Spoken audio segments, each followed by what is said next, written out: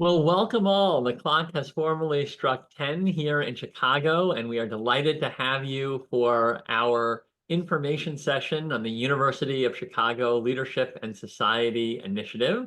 We will have a brief welcome from our speakers, and then we're going to jump into a snapshot of LSI. We're going to go through the curriculum and learning journey. We'll talk about the timeline and application process, and then we will answer your questions. And so let's start with the guests that are here in the virtual room with you. I'm Seth Green. I have the privilege of being the Dean of the Graham School at the University of Chicago. We are the home of lifelong learning and leadership. This is a university-wide initiative, and we have all of the schools and divisions participating in it. But at the Graham School, we have the great honor and experience of having the LSI team on our team, and we operate the program in that collaborative model. And so with that, I will turn it over to Diana Petty, who is the Visionary Executive Director. Ask her to introduce herself, and then we'll come to our two LSI Fellows. Diana? Thank you so much, Seth, and thank you to everyone here who has joined us. It's wonderful to be with you around the Zoom table. So as Seth said, I'm Diana Petty. I'm the Executive Director of LSI. I have been in this role for 3 years and at the University of Chicago for 7, but actually spent the lion's share of my career in and around city government in New York. So I worked in the Bloomberg administration doing civic tech initiatives and public-private partnership building. And the through line for me and what really kind of I realized animated me was civic leadership as a practice. And so when I came to University of Chicago, I got involved in, there's a really robust leadership development ecosystem here on campus across schools and divisions. I got engaged there. And when I saw the opportunity, arguably, to work with leaders who are at the pinnacle of their wisdom, thinking with great precision and intention about how they might live and lead with new purpose at this stage of their lives, I jumped at it, and I feel extremely honored to get to work with the incredible people who come through LSI. So looking forward to sharing more and appreciate the opportunity to be in conversation. Thank you, Diana. And one of those experienced leaders is Matt Brooks. And Matt, can I have you introduce yourself? You've led across our, military service and as a business leader in the private sector. Yeah, good morning, everybody. My name, as Seth mentioned, my name is Matt Brooks. I'm a current fellow here in cohort 2 of the Leadership and Society Initiative. Prior to that, I spent 22 years in the United States Air Force. I retired as a colonel, left the service, and then joined a company that was founded by my father called Lodging Access Systems. Unfortunately, he had been diagnosed with a terminal illness and had really no succession plan. And so, while that was a tough story, it ended up being a great outcome. I was able to come in and take over the family business and grow that for a number of years, and then ultimately exited that business to a strategic acquirer. I found myself, like many people, out of a job and at an inflection point, and knew that I wanted to put purpose over profit in my next chapter. And through really just sheer luck, I found the Leadership and Society Initiative on a Google search. Threw my name in the hat and was honored to be selected. I look forward to sharing my insights with each of you, and happy to join you today. Thanks, Matt. And finally, let me turn it over to Catherine. If you can talk just a little bit about your extraordinary background, Catherine, and then what brought you to LSI. Yes, thank you, Seth, and good morning to everyone. I'm Catherine. I have a background in media and communications. I'm originally a trained teacher, and then I spent 25 years working in broadcasting at the BBC, running a range of media projects. I spent 10 years running a small nonprofit which used media for development. So I've worked both in the UK and internationally on a range of media projects. So I came to LSI from London for a year to explore my next chapter of meaning in this incredible university environment.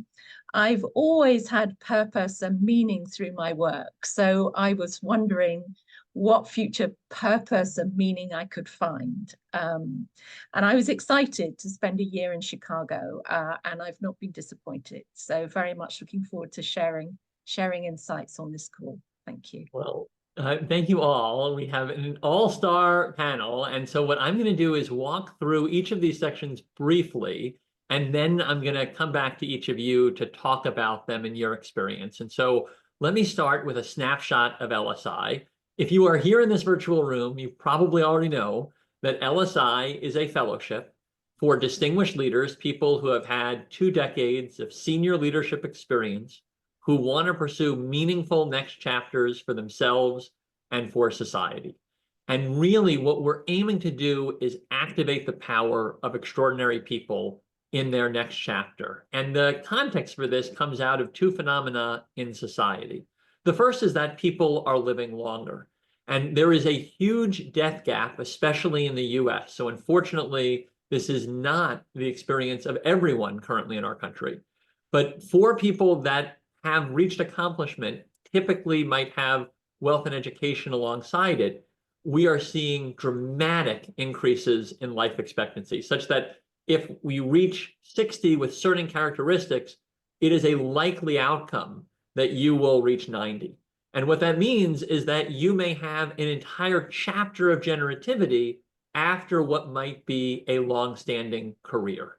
There's a second phenomenon, and that is that our world is becoming significantly more complex, and with it, the societal issues that we may want to impact, from climate change to inequity to how we deal with technology, are also becoming more complex. And we believe at the university that experienced leaders across every sector have the potential to help to deliver on many of these challenges. And we'll talk with Matt and Catherine about the big issues that they're focused on as they look to what's next.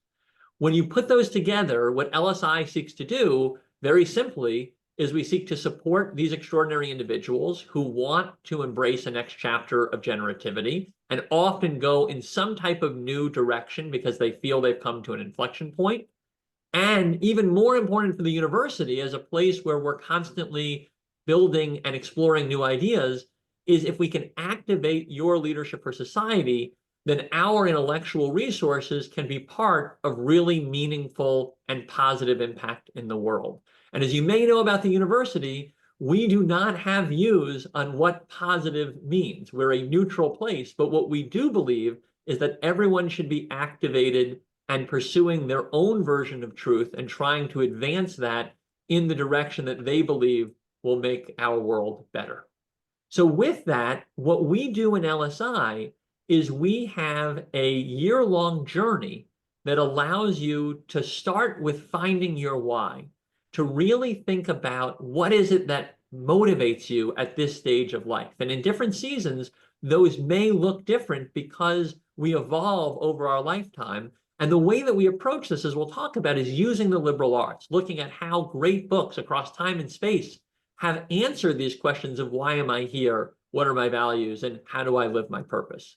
Then we help individuals to really explore the issues that may matter to them. Their what?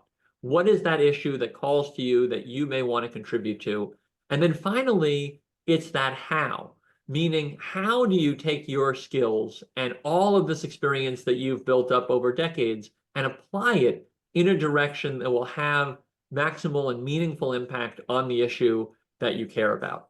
And so the initiative is aiming to activate experienced leaders for society.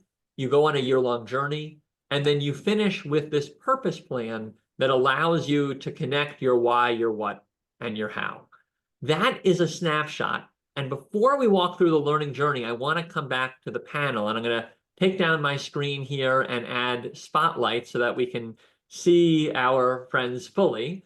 And I see you, Catherine. Let me just bring Matt and Diana up. All right. So let me start, Matt and Catherine, with you. We just talked about ending the LSI Fellowship with a vision for the future. And you are 2 days before finishing your year-long journeys because you have your graduation this Thursday. So can you talk a bit about your current vision for the next chapter and how LSI helped you to get there in that elevator pitch style? And Matt, maybe I'll start with you. Yes, thanks. I guess in my elevator pitch, I intend to focus my next chapter empowering economic opportunity for military veterans through entrepreneurship.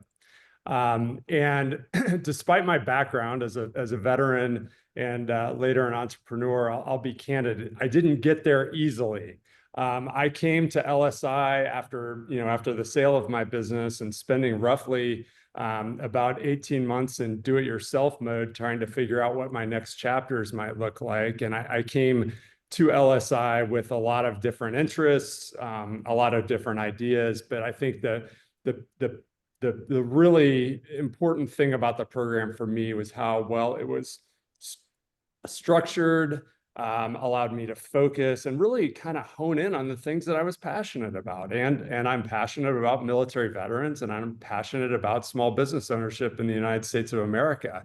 And so then it became like, where can I possibly fit in and provide a value add, from my own perspective, while also balancing the fact that I want to, I've worked really hard in my life, and I want to enjoy what's gotten me here, and my wife and children and those kinds of things. So I was able to build, essentially a small boutique investment firm that's going to invest in military veterans who are acquiring small businesses, and I'll coach them and be a partner to them as they own and grow those businesses. And so I'm really excited about that. I would not be here without LSI. Again, despite my background, it took that time and space to both to focus, but also to explore a wide range of interests and determine where I might settle. So.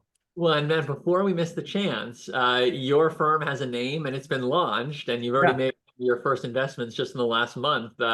Don't be too shy here. What's the firm? Yeah, no. So I launched. I formally launched Second Echelon Capital at the beginning of May, and I've invested in two great Americans. One is a Marine veteran who has acquired an HVAC, a heating and air conditioning company in Rhode Island, and he needed some equity capital to get across the finish line. He was financing that with an SBA loan, but candidly didn't have the capital to finalize the down payment. And I was able to come in and ultimately help him make that transaction happen. And I now am a limited partner / owner of 5.9% of an HVAC company in Rhode Island, right? But importantly, that veteran has moved to a small town in Rhode Island and has embraced the community, is integrating there and growing his business there. And I'm excited about that. And then I've also invested in an Army officer who is from Flint, Michigan, who's built a portfolio of housing for low-income families.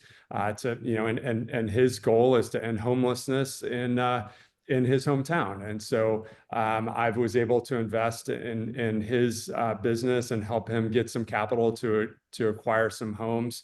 And ultimately, the waiting list for these houses is much longer than the homes that are available. And that's just a feel-good story, right? It just makes me feel good.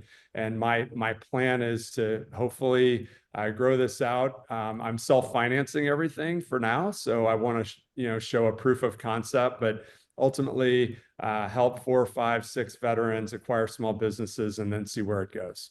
Great, thanks, Matt. And the reason I want to bring that to life is just because I think it begins to put meat on the bones, and people begin to see, okay, so you've had this experience that you kind of sell your company, you are proud, but you also feel like that purpose that drove you obviously in the military and running a company, right, is missing. And then you kind of come here, read great books, think about what really you want to do and what means the most to you, which are veterans and, ultimately commerce. And how do you put those together? How do you bring them into touch? Catherine, let's come to you. Can you give us your elevator snapshot for your next chapter? A little bit different to Matt. I've developed what we call a portfolio of purpose.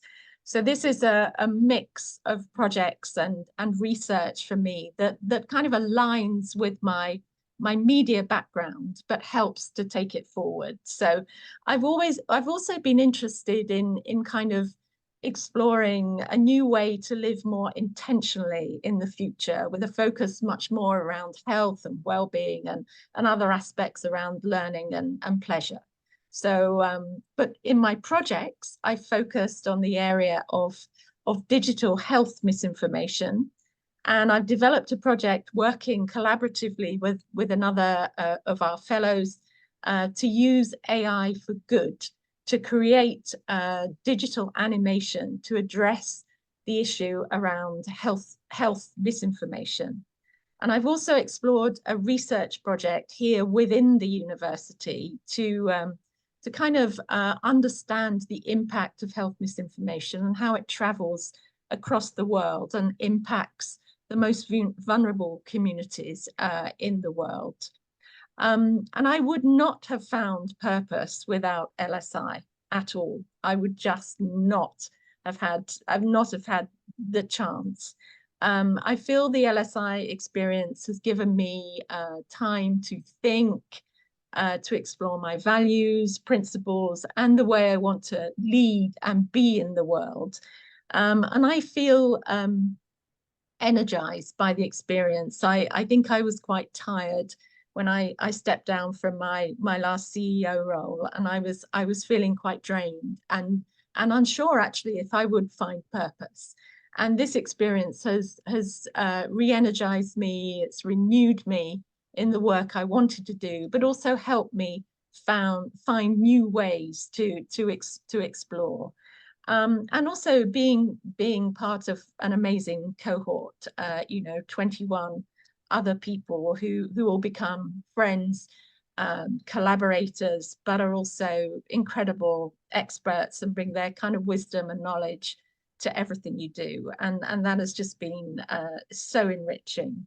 And for me, like Matt, the core curriculum has been just the bedrock of my experience here, and the support we've had from coaches and advisors and the whole LSI team is just absolutely incredible. So a very rich learning journey. Well, so Catherine and Matt, you represent 2 of our 42 stories to date, because you're in the second cohort. We had 20 and then 22 in yours.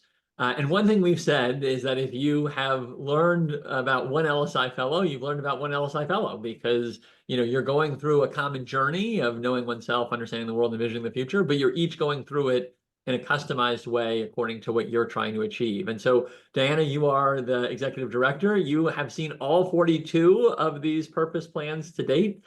Can you talk about the diversity across these, and maybe give us some color of the different types of plans categorically that you're seeing emerge from our first 2 cohorts? Hey, yes, absolutely. So maybe as a little bit of context, I'll start by what we think about that tends to unify LSI fellows in terms of where they enter the experience. And so there's kind of 3 qualities we've really seen consistently across all 42 individuals. The first is that they are coming to us because they're at some kind of inflection point, whether that's professionally or personally or some combination of those things. Those inflection points look a lot of different ways, right? You heard kind of 2 examples from Catherine and Matt, but they're feeling and responding to some kind of change that's occurring or a change they're anticipating on the horizon. The second is that they are looking at the world around them and they are motivated to bring their leadership to leave the world a little better than they entered it. And so they're trying to kind of go through that thought process of how can I step in? Where can I move the needle? What can I bring to pressing needs? And then finally, I would say they're intellectually curious and they want to come into a process and a fellowship and a community like this to expand their perspectives, to both bring what they've learned, but also to take away new experiences, new understanding that can deepen and enrich, right, their kind of own discernment process. But beyond those 3 dimensions, I would say, as Seth has alluded to, LSI fellows are different in almost every other measure we could think of, both in terms of the perspective, the experience, and the kind of leadership backgrounds that they bring into the fellowship, but also very different and diverse in how they're imagining this moment in their lives. And Seth mentioned it, right? Like, we are a place of deep neutrality, and our goal is to expose our fellows to a deep array of different tools, of different frameworks, of different kind of areas of study, and let them, use those ingredients to bake the cake that is most aligned with their values, their core capabilities, and where they are energized to kind of enter into societal contribution. And so it's no surprise we've seen a bit of a continuum of different types of purpose plans that we bookend by what we call an outside-in approach and an inside-out approach. And then there's everything in between and, kind of blends of those things. And what we mean by that is we've seen some fellows go through the program with a specific kind of impact arena that really animates them. And that can be, anything. Again, it really runs the gamut. It's violence prevention, it's food insecurity, it's reforming how we teach literacy in public schools in the US, it's workforce development in Nigeria, really anything under the sun, but they have identified that impact area and are kind of moving through the process of saying, if I can be even the smallest kind of piece of electricity that leads to a future lightning bolt and really helps create positive change in this domain, I'm going to feel a sense of deeper meaning and enrichment and fulfillment at this moment in my life. And then on the other end of the continuum, we've had many fellows who kind of leaned into the knowing oneself part of our curriculum, which we'll share a little bit more about momentarily. And their, takeaways and kind of where they landed with clarity and confidence was that if they're able to bring out their wisdom in new and meaningful ways and continue to also reinvest in their own growth, their own intellectual expansiveness, that will position them to be the most impactful leader that they could be in this moment of life. So those fellows are thinking about writing and publishing and thought leadership, teaching, mentoring, emergent, kind of up and coming leaders, and really applying their wisdom to benefit others and really expand collective knowledge generation. So it's been extraordinary to see that variety. And again, I think the dynamism with the cohort, because there is no one archetype, really has accelerated the learning process of each individual. And let me just add to what Diana shared, that in addition to what is built in LSI, many people are also bringing other responsibilities into this chapter in their lives. And so many people are remaining on corporate boards, they are continuing to be investors. And so this is adding for many people to that portfolio that may already have some components depending on where they're coming from and where they're headed. With that, let me just bring back my screen, and I am going to bring you quickly through the learning journey, and then we're going to come back to Diana, Catherine, and Matt. And as we've alluded to a little bit already, there are 3 learning pillars in LSI. And the first is knowing oneself. And we see this as vital because that really is the opportunity of this next chapter. That for many people who may have had very significant needs from a financial or family or other standpoint in their early midlife, and now we're in a place where they may have more choices, one of the most important features of this moment is to really think about you and what you may want in this next chapter. You may have been driven for decades to try to be serving lots of others around you, an institution, and those can continue to be part of it, but it's really an opportunity to think deeply about that inner journey. And as I've alluded, the way that we do this here is with great faculty. So we have people like David Brooks and our own Nobel Prize winning faculty at the university, but we also use texts, and we believe the texts are equal kings or queens to these incredible faculty. And those are often great books, Aristotle, Plato. How have people across time and space asked these questions and answered, why am I here and what am I doing? And we work really hard to bring people across a wide curriculum that includes texts from East Asia and from Africa and from the world as a whole to really look at different perspectives on these big questions. The next pillar is understanding the world. And we know you're already, if you're an executive, deeply enmeshed in many of the big societal issues. You probably can't lead in any domain today without having a lot of conversation about AI and thinking about it from a technological advancement and an ethical perspective. What we're really trying to do in this domain is we're trying to add to your lenses on the world. And so we have economists and sociologists and public policy people and scientists, and they're all looking at the same questions and they're looking at them differently.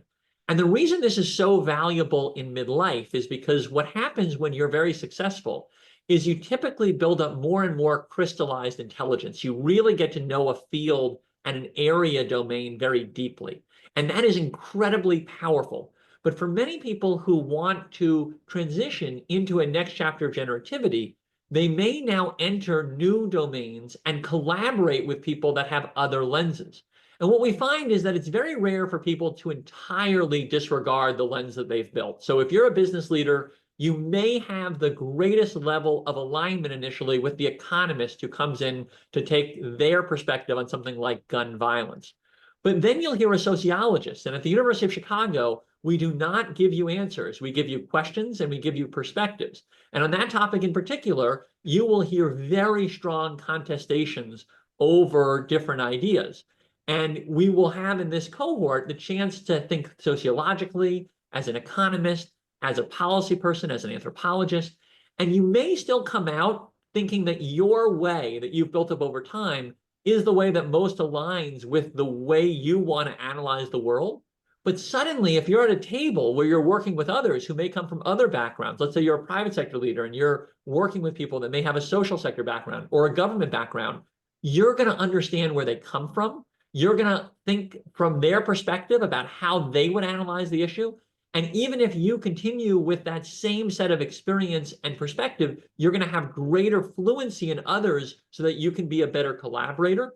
And it may be possible that it bends your way of thinking so that you're able to find greater alignment and greater fluidity. And so the goal is to help people to think about things from multiple perspectives and to be in that contestation of ideas.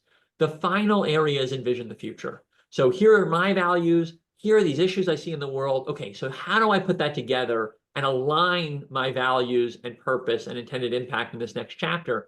And here is where we bring in practitioners, people that are leaders of executive search firms and do corporate and nonprofit board leadership and placement, and think about how do you, if you want to have a portfolio of purpose like Catherine was describing, potentially have volunteer leadership as part of that next chapter, or corporate board leadership.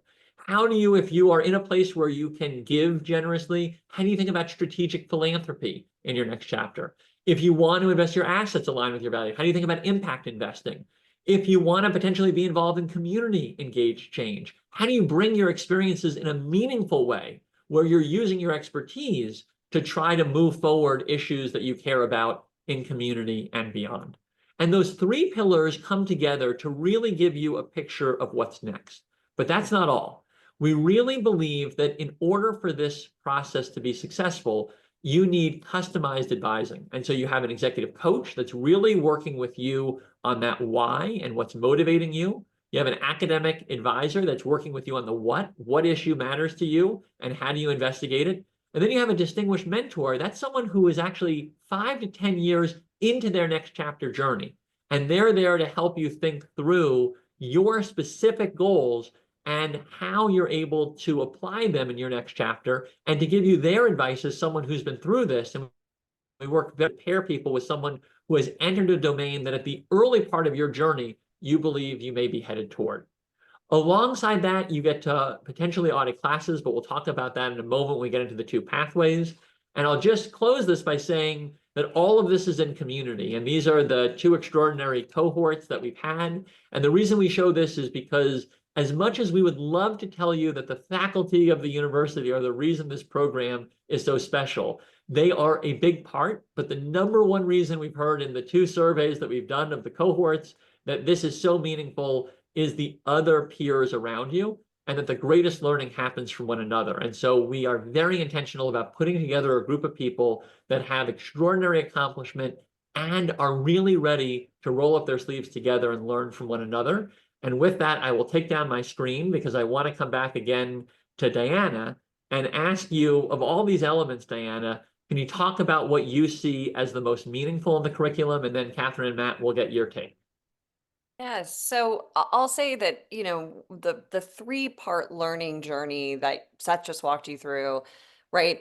We have seen in 2 cohorts that that container designed as a liberal arts style learning journey with very multi-dimensional exposure that really helps fellows take different approaches to both deep reflection, critical inquiry, as well as then how they can bring concepts into reality, that container has meaningfully helped every fellow who's gone through LSI step forward in their own vision.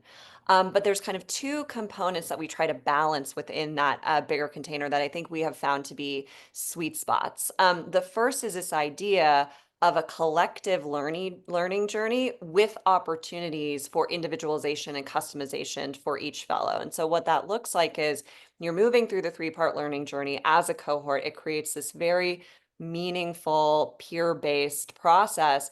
But on top of that, there are lots of opportunities for fellows to gravitate towards different areas and different learning opportunities based on their unique interests, their goals, and what they think would most meaningfully advance their plans for what comes next. That comes in the form of, we mentioned different advisors who are kind of aligned with your interests, also opportunities in one pathway for auditing courses, but also positioning fellows to define for themselves an area of impact study to help further their own discernment process. And again, that is defined by them. It is self-directed. So that kind of balance between shared learning and customization we've seen be really meaningful. The second area we try to balance in the learning experience is the theoretical and the practical, right? So as Seth was describing, and hopefully Catherine and Matt will share a little bit more about as well, the exposure really ranges from very theoretical frames, not just from philosophy and the ancient Greeks, but also kind of theories of politics and liberal democracies and economic theory. But then you're also hearing from practitioners who are really like on the front lines. They know where the field is headed, and they're able to offer perspective that can help our fellows think meaningfully about how do I take action on these things. And so that interplay we've also found to be very exceptional, I think, in terms of helping support the learning. And then the final thing I'll say is many of you on the Zoom may know that one of the informal mantras of the University of Chicago is where fun goes to die. And I think most people in our community wear that as a true badge of honor because it is a testament to our commitment to deep rigor, to critical inquiry, and that really is a part of the DNA of this place. And so we want to honor that in LSI, that very much our faculty bring that. We are not soft pedaling the materials, but on the same time, part of being able to think creatively, to imagine, to vision a new stage of life is a little bit of levity and opportunity for joy and fun. And so we try to, again, have this balance of a very robust, kind of rigorous scholarly experience with moments to have joy, experience playfulness, and believe that that does unlock deeper creativity. So those are some big picture, broad strokes observations. Thank you, Diana. I'll say I'm still pushing for the rebrand of where fun goes to live for a very long time, because with our long life learning, we're part of that generativity, but it hasn't caught on yet in our critical thinking environment. Can we come back to you, Matt and Catherine? Catherine, maybe this time I'll start with you. I'd love to just get your perspective on these elements. And maybe let's start with, what was it like to be back in class again? It had been maybe a few years since your university days. How did that feel to be back as a student after, decades as an executive? It was really, it was quite daunting at first, to be honest. As you say, it's very many years. I was, in my early 20s when I was last in a university seminar, and being back in this extraordinary university and in seminars and lectures was daunting at first. And to suddenly be reading the great texts and Plato and Confucius and was a little overwhelming at first. But the professors are absolutely brilliant, and they completely bring magic to the classroom. They help kind of unpack the texts and help you kind of get meaning from it. So I think what I initially found quite daunting, I found myself by the end of the first term, wanting more of it. So I found I found the study of, exploring ourselves really valuable, a chance to kind of look deeply, to explore values, to explore, what is a good life and how to live it, was just really a fantastic opportunity for self-reflection. And then the study, our study of the world gave us amazing new lenses to explore the world. And, we've covered, I was just writing down, psychology, neurology, political philosophy, sociology, and philanthropy, social ventures, impact sciences, and so much more. The curriculum has an incredible range and depth, and it's a fantastic learning experience. So daunting at first, and I would say hard work. It's not it's not easy. It's hard work. But sort of detailed reading and listening deeply, I think, are the tools to get you through. And the support around you is fantastic. So that also helps.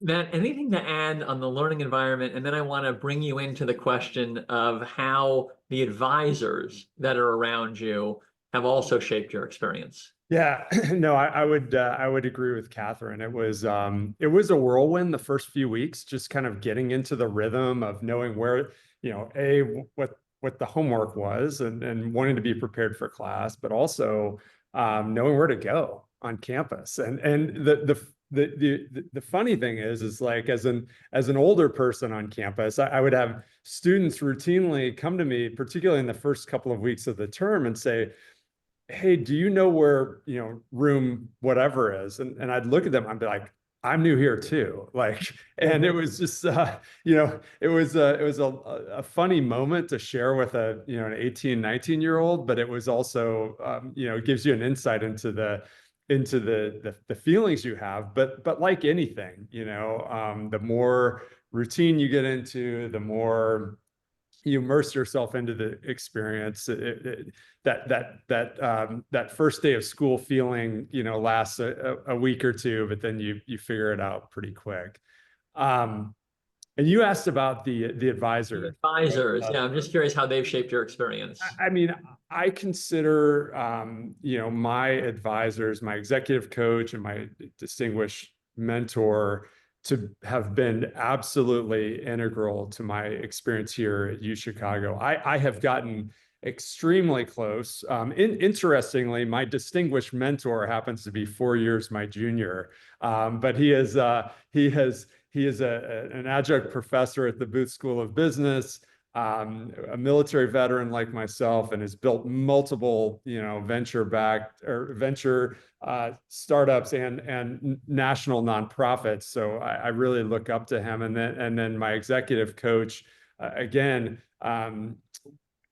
was completely, not someone I would have chosen, right? So someone a couple of decades my senior, she has been around the block quite a bit and coached a lot of different people. But I was fortunate in that I had a younger younger distinguished mentor and a senior executive coach, and they just formed like the perfect combination of A, giving me inspiration that I could do great things, but B, keeping me in my lane when I tend to chase a shiny object, something that wasn't necessarily pertinent to what I was trying to do here at LSI. But just invaluable, lifelong connections.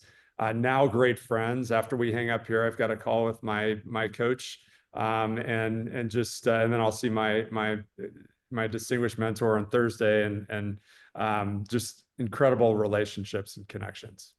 And Catherine, coming back to you on that question of advisors, and then final question is about your experience more broadly with all the other pieces of what we'll call in a moment the design pathway, where you're, in these immersion days, you're going through an Aspen Institute seminar, you're in France for a week. Do you want to just talk about Advisors Plus, the plus side of this, which are all the other experiences? Yes, of course. The advisors have all just been absolutely incredible. I agree with Matt, but they've all played slightly different roles throughout the journey. My coaching, I've done regularly every couple of weeks, meeting with my coach, who's, we just talk about how it's going. My academic advisors in the last term have been particularly useful because they've begun to open doors for me on campus.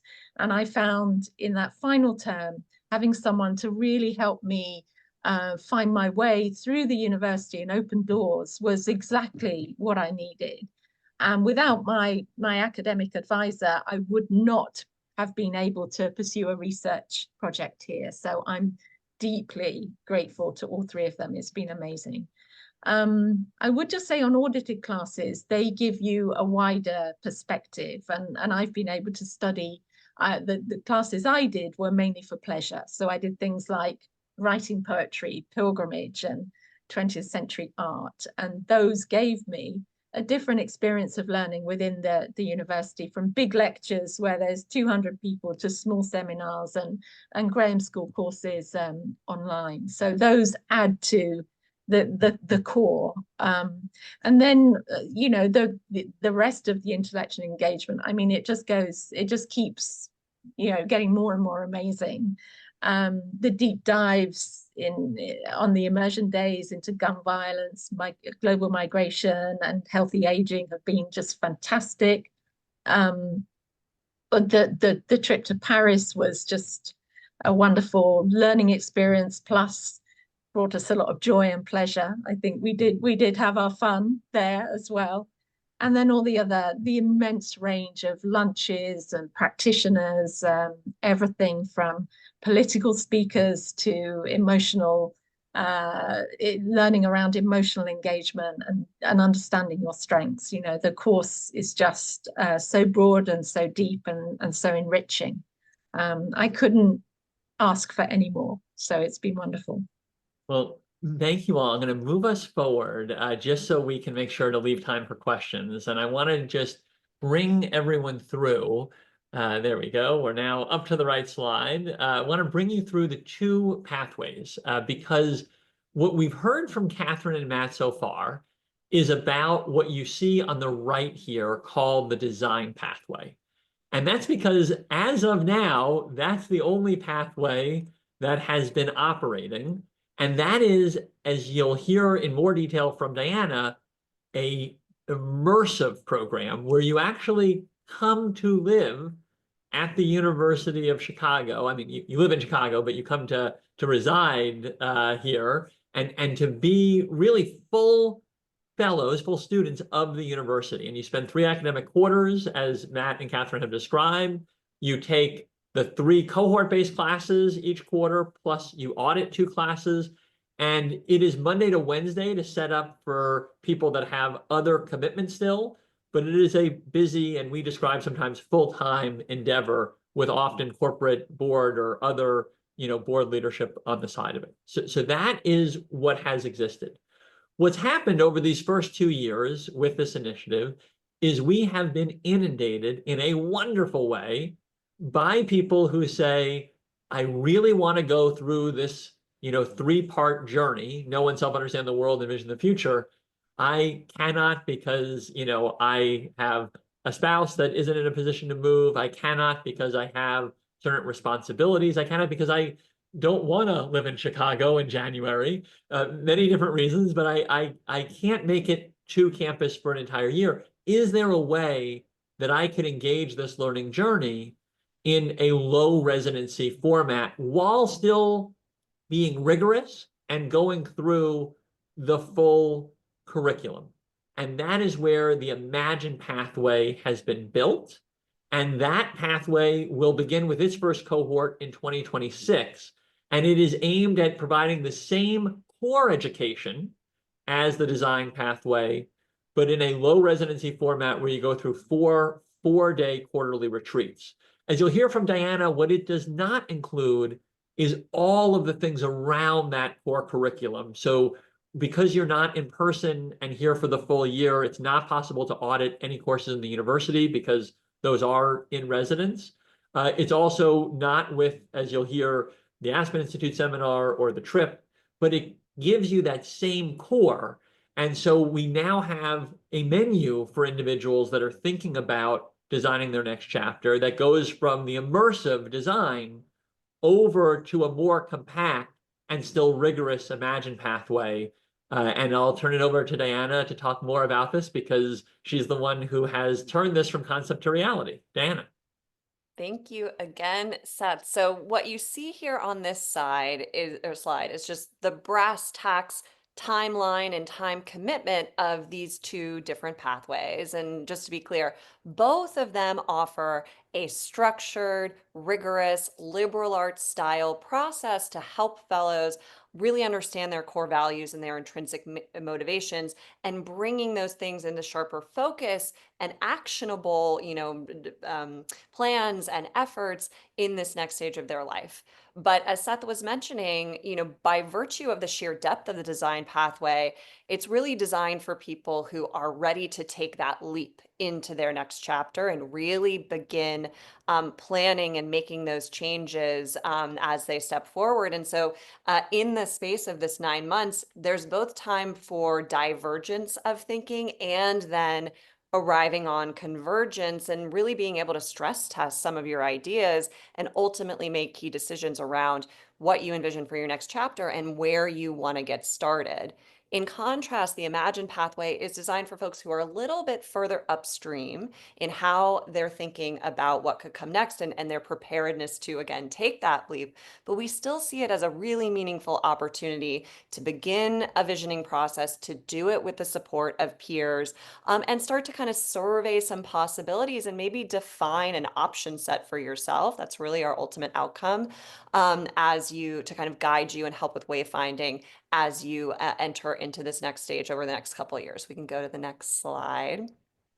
And actually, in some ways, as Seth is mentioning, I want to emphasize a little bit here the ways in which these two pathways are similar, and what mostly differentiates them is the dosage of the learning, engagement, and exposure to different points of view. So both pathways move through the same 3 learning pillars. They are both cohort-based, where you're alongside a set of purpose-driven peers. They also include individualized coaching and support, and ultimately they culminate in a capstone that helps bring into alignment your values, what really energizes you, and opportunities for societal contribution. And we'll talk a bit about those capstones then momentarily. What is largely different is then time in class, and that the design pathway offers these wraparound engagements like the Aspen Institute, as we've mentioned, travel study to take a really global look at specific societal issues. But the flip side then is that in the Imagine pathway, it's really most flexible and creates kind of the most adaptability and nimbleness for people who still have full-time commitments. Next slide. So here's that capstone breakdown for a little bit more clarity. And this is really the final area where the dosage differs between the two pathways. So we've been using this geography analogy where fellows will leave the Imagine pathway with a compass to help guide them in further exploration and discovery of opportunities moving forward. Whereas in the design pathway, you leave with a roadmap where you've identified the specific opportunities, the kind of near-term actions you want to take to begin to step forward in activating your purposefulness and desired contributions ahead. So the main focus of the compass in the Imagine pathway is helping to clarify your intrinsic motivations and then use that clarity to define for yourself a set of decision criteria that will help you prioritize your future investigation and exploration. And you're also then leaving with a little bit of a lay of the land, like a mapping of the terrain for potential areas for further testing, where you have a hypothesis that your passions, your expertise, and your contributions societally could all come into alignment. In the roadmap, you get all of those things, but you have then a chance to go much deeper and really pressure test a specific area that you're thinking about contributing to. And again, you're kind of leaving with immediate term next steps that you're stepping into and a really high degree of clarity and confidence directionally about what is driving you forward, where you're headed, and how you're shaping what's along the way. And then last slide here. think. The other thing we want to be abundantly emphatic about is we have always imagined LSI to be more than just a year, and have learned so far in 2 cohorts that in many ways the post-fellowship community is equally important, if not potentially more important than the time in fellowship itself, because that's when your future truly starts to come to life.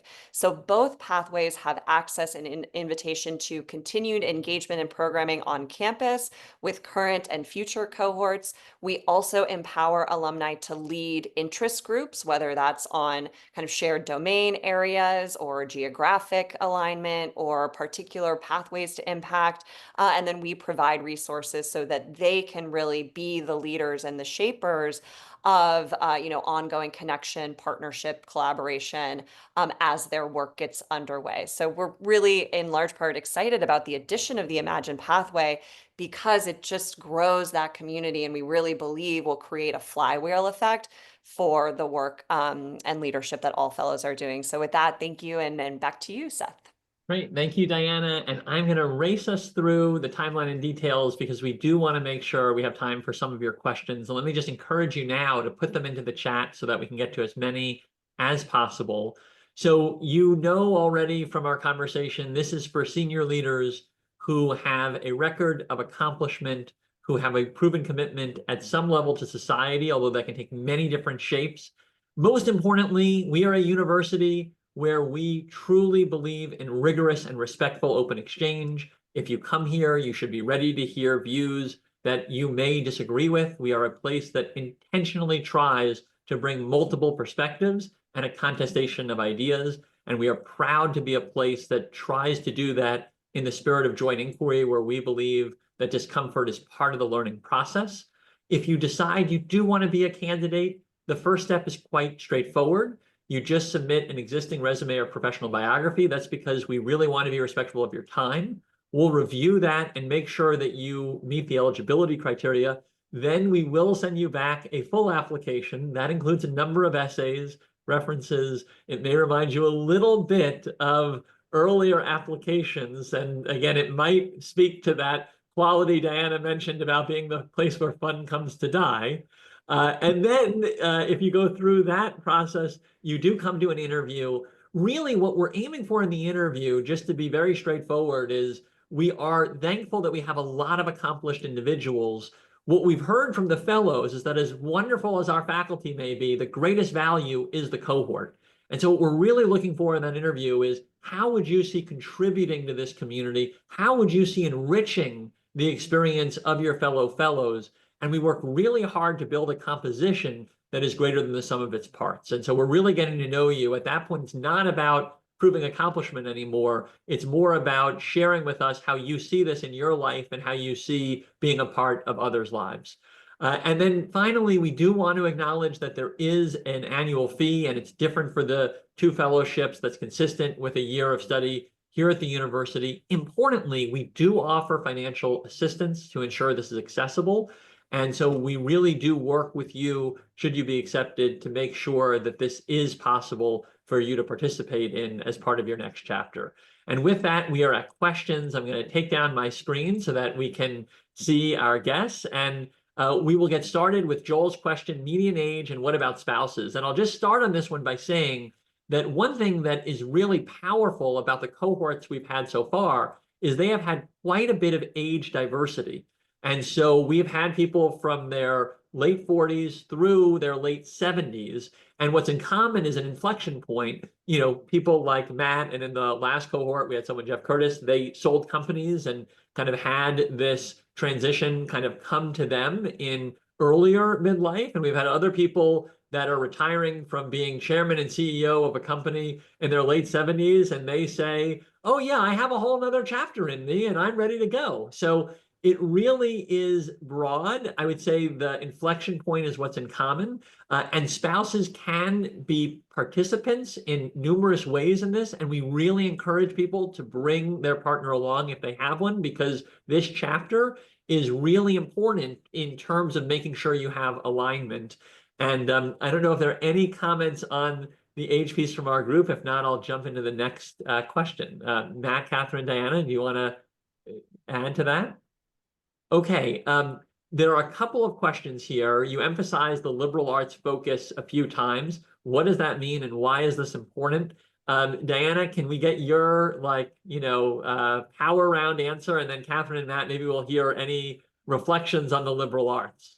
Right. So, as an institution, the University of Chicago believes strongly in helping our community and kind of members of the university with how to think, not what to think. And so that is the wrapper of why a liberal arts experience, right? Being exposed to different disciplines, to different approaches to critical analysis and kind of strategic thinking, while also different approaches to deep reflection and what we refer to as humanistic inquiry.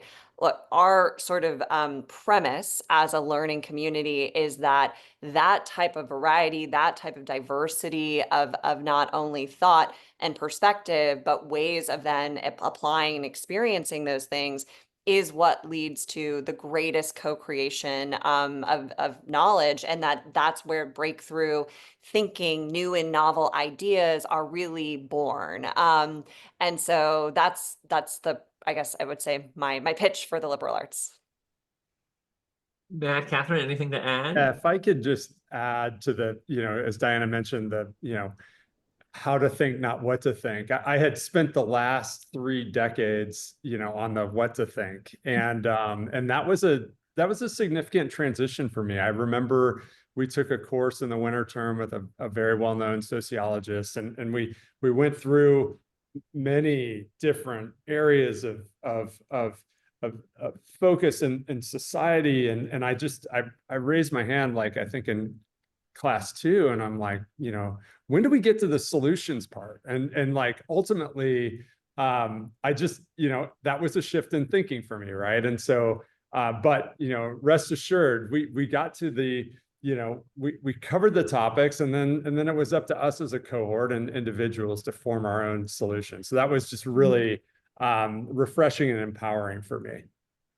A couple other questions here. What does audited classes mean? I'll just briefly say that you can audit any courses in the university. So people take them at Booth, at Harris, at the medical school, on and on. And so it really depends on what you're aiming to learn in this chapter or what you're aiming to enjoy. Catherine described poetry and other areas that she wanted to engage in for her intellectual enrichment. In terms of the focus on social impact, there's a question here.